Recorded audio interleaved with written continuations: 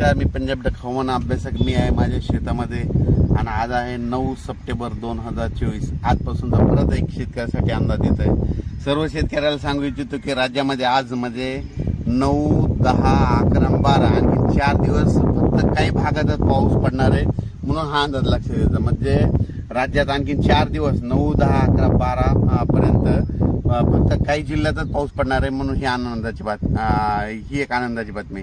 कारण की उर्वरित राज्यामधला आता पाऊस म्हणजे राज्यातला बऱ्याच ठिकाणच्या जिल्ह्यातला पाऊस कमी होणार आहे. आणि विशेष म्हणजे सर्व शेतकऱ्याच्या आता सोयाबीनचं पीक काढणीस आलेलं लातूरकडलं आलेलं आहे म्हणून त्यांच्यासाठी आनंदाची बातमी. लातूरमध्ये तिकडल्या भागामध्ये जवळपास 13 तारखेपासून तिकडला पाऊस उघडणार आहे म्हणून ही आनंदाची बातमी. पश्चिम महाराष्ट्र झालं, त्याच्यानंतर मध्य महाराष्ट्र, मराठवाडा ह्या भागात देखील पाऊस उघड देणार आहे म्हणून हा आनंदाची बातमी. पण ह्या 4 दिवसामध्ये 9, 10, 11, 12 दरम्यान राज्यामध्ये आजच बघा, आज रात्रीच्याला म्हणजे नांदेड जिल्हा, यवतमाळ जिल्हा, चंद्रपूर, वर्धा, नागपूर, भंडारा, गोंदिया, वाशिम, हिंगोली, त्याच्यानंतर परभणी जिल्हा, त्याच्यानंतर जालना जिल्हा, त्याच्यानंतर संभाजीनगरचा पलीकडचा भाग, गंगापूरचा भाग, त्याच्यानंतर जळगाव, मालेगाव, मनमाड आणि त्याच्यानंतर बुलढाणा, अकोला, अमरावती ह्या पट्ट्यातच पाऊस आहे आता. म्हणजे 4 दिवस म्हणजे या 4 दिवस तिकडल्या पट्ट्यातच पाऊस आहे. उर्वरित राज्यात तुरळक ठिकाणी स्थानिक वातावरण तयार होऊन दुपारपर्यंत कडक ऊन पडून एखादा पावसाचाही अर्ध्या तासाचा पाऊस पडू शकतो म्हणून हा अंदाज लक्षात घेता.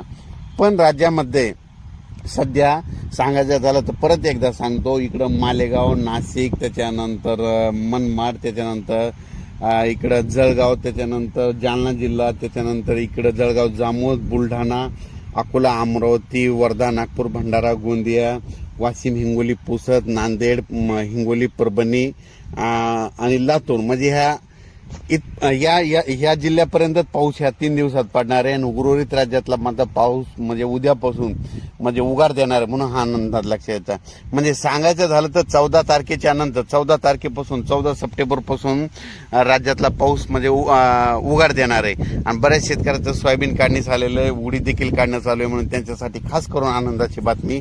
त्याच्यानंतर सर्व शेतकऱ्याला सांगू इच्छितो की राज्यामध्ये आता जवळपास 14च्या नंतर उघाड झाल्याच्या नंतर ज्यांचं सोयाबीन काढणीस आलेलं आहे त्यांनी सोयाबीन काढून घ्यावी.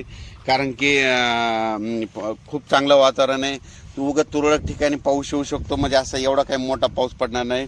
फक्त ह्या 2-3 दिवसांमध्ये आजपासूनच ह्या 2-3 दिवसामध्ये चांगला पाऊस आहे म्हणून हा अंदाज लक्षात येतो. राज्यात इतर परिस्थिती बघितली तर राज्यामध्ये सांगायचं झालं तर म्हणजे सातारा, सांगली, सोलापूर, कोल्हापूर, पुणे, नगर जिल्हा, संगमनेर, त्याच्यानंतर पंढरपूर या भागामध्ये मात्र 12 तारखेपासून तिकडला पावसाचा जोर ओसरणार आहे म्हणून हा अंदाज लक्षात येतो.